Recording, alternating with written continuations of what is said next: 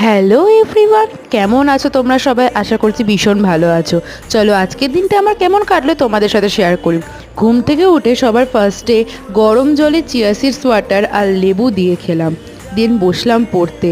পড়ার আগে জায়গাটা কিন্তু ভীষণ পরিষ্কার থাকে, কিন্তু পড়ে ওঠার পর জায়গাটা পুরো বই খাতা পেন পেন্সিলে ভর্তি হয়ে যায়। আচ্ছা, তোমরা কে কোথা দিয়ে কোন এজে আমার ভিডিও দেখো আমাকে অবশ্যই জানিও তো। তোমাদের কমেন্ট আমাকে সত্যি কথা বলতে ভীষণ মোটিভেট করে। পড়াশোনা করার পর একটুখানি স্কিন কেয়ার করলাম, কফি, মুলতানি মাটি আর দুধ দিয়ে একটা ফেস প্যাক বানালাম। স্নান টান করে আসার পর এবার পালা হচ্ছে লাঞ্চের। লাঞ্চে খেলাম হচ্ছে আলুর দম আর ফ্রাইড রাইস। তারপর মহারানীকে ঘুমোতে দেখে আমার তো ভীষণ জোর ঘুম পেয়ে গেছিলো, তাই দুপুরবেলা একটানা ঘুমিয়ে ওঠার পর ভাবলাম একটুখানি ওয়ার্কআউট করি, তাই বসলাম ওয়ার্কআউট করতে। দিন সন্ধেবেলা একটা নেটফ্লিক্সে সিরিজ দেখছিলাম।